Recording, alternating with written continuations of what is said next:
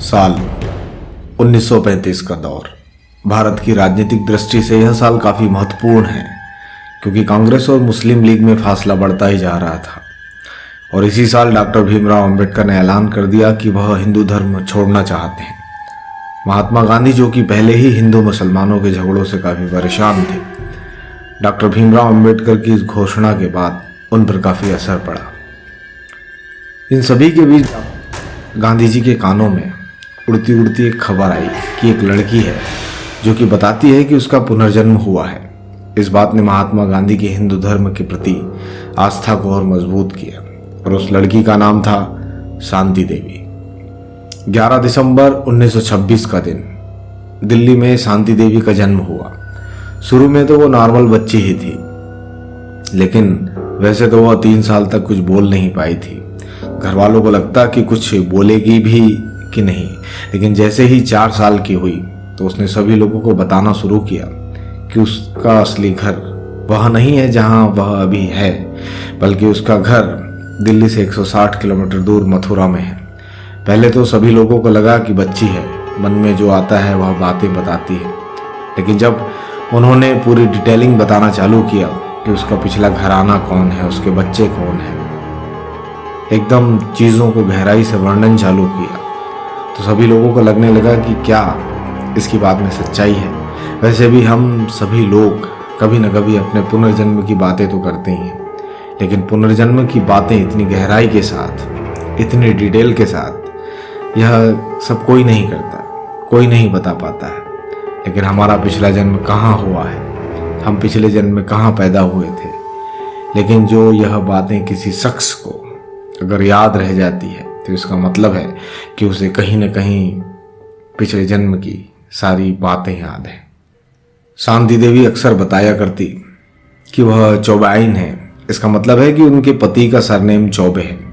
वह अक्सर अपने हम उम्र के बच्चों को चौबेआइन कहने पर जोर डाला करती और बताती कि उनकी मथुरा में कपड़े की दुकान है। शांति देवी बताया करती कि उनका एक बच्चा भी है और इस बच्चे को जन्म देने के 10 दिन बाद ही उनकी मृत्यु हो गई थी।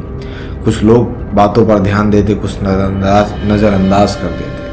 तभी कुछ लोग सोचा करते कि क्यों न इसकी जांच कराई जाए और लगभग 2 साल तक शांति देवी इन्हीं सभी बातों को घर के सभी लोगों को बताती कि हमारे घर में मिठाइयाँ बनती है, हमारे घर में इस तरह के कपड़े पहने जाते हैं। पहले तो घर वालों ने उनकी बात को इतना सीरियसली नहीं लिया। हर एक बात का अंत होता है। शांति देवी के केस में भी ऐसा ही हुआ। एक दिन रंग बहादुर के रिश्तेदार यानी कि शांति देवी के इस जन्म के पिता के रिश्तेदार उनके घर आए। वह एक स्कूल में हेडमास्टर हुआ करते थे, नाम था बिशन चंद। उन्होंने तय किया कि मुझे इस बात की तह तक जाना चाहिए, मुझे इस बात का पता लगाना चाहिए कि यह बात सही है या नहीं, क्योंकि यह 9 साल की बच्ची इस तरह की बातें किया करती है, हर तरह की डिटेल दिया करती है। कहीं सच में किसी इस तरह की बात से कहीं इसका कहीं कोई कनेक्शन तो नहीं है।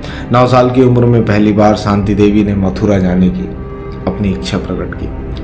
बिशन चंद दरियागंज स्कूल में हेडमास्टर हुआ करते थे।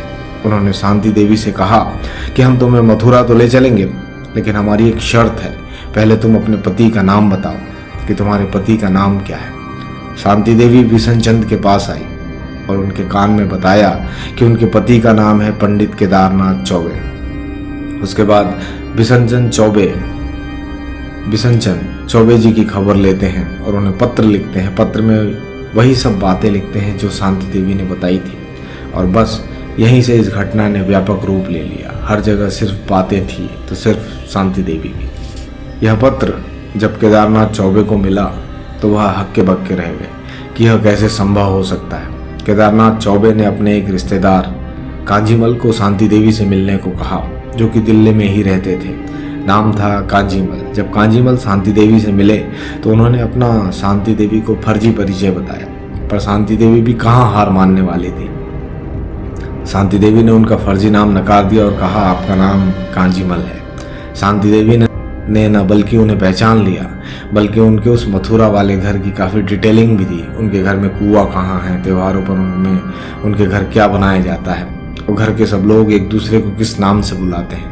शांति देवी ने बताया कि उनकी एक कपड़ों की दुकान है जो कि मथुरा में द्वारकाधीश मंदिर के सामने है और जब यह सच्चाई सामने आई तो पूछते हुए हेडमास्टर द्वारकाधीश मंदिर पहुंचे तो वहां पर उन्होंने एक वैसा ही शख्स मिला जैसा कि शांति देवी बताया करती। हेडमास्टर ने जब शांति देवी के पूर्व जन्म के पति चौबे जी को देखा और उसमें वह तीनों गुण देखे जो शांति देवी बताया करती तो हेडमास्टर को विश्वास हो गया कि सच में पुनर्जन्म का मामला है। उसके बाद हेडमास्टर ने सोचा कि शांति देवी और केदारनाथ चौबे को मिलवाना चाहिए, क्योंकि शायद कुदरत भी यही चाहती है। व्यापारी की धर्मपत्नी का नाम था लुगड़ी देवी, जो कि 9 साल पहले अपने बच्चे को जन्म देने के 10 दिन बाद चल बसी थी। हाँ, शांति देवी वह बात नहीं बता पाई जो उनकी मृत्यु के बाद हुई थी। केदारनाथ हेडमास्टर के भाई के रूप में शांति देवी से मिले तो शांति देवी ने न सिर्फ उन्हें पहचान ही लिया बल्कि उनके साथ गए उस शख्स को भी पहचान लिया और गले लगा लिया। शांति देवी ने बताया कि वह शख्स उनका बेटा है। शांति देवी ने केदारनाथ को उस जगह का पता भी बताया जहाँ पर उसने अपने कुछ पैसे बचा के रखे थे। घर के उस कोनों के बारे में बताया, घर के उस कुएं के बारे में बताया, उस हर चीज़ के बारे में बताया जिसे उसने जिया था। एक दिन केदारनाथ ने शांति देवी से अकेले काफ़ी देर बात की और उसके बाद उनको विश्वास हो गया कि यही पिछले जन्म की लुगड़ी देवी है। उसके बाद शांति देवी ने वही सब बातें बताई। एक 8-9 साल की बच्ची के लिए बताना संभव नहीं है। उन्होंने चाइल्ड बर्थ की सर्जरी से लेकर उनके गुजर जाने तक की सारी बातें एकदम डिटेल में बताई।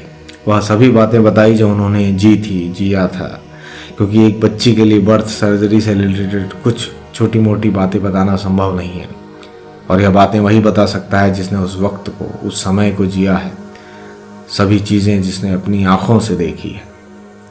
महात्मा गांधी जब शांति देवी से मिले तो उन्होंने एक 15 सदस्य की कमेटी का गठन किया। उनकी कमेटी का काम था उन सभी बातों का पता लगाना जो कि उस समय शांति देवी बताती थी।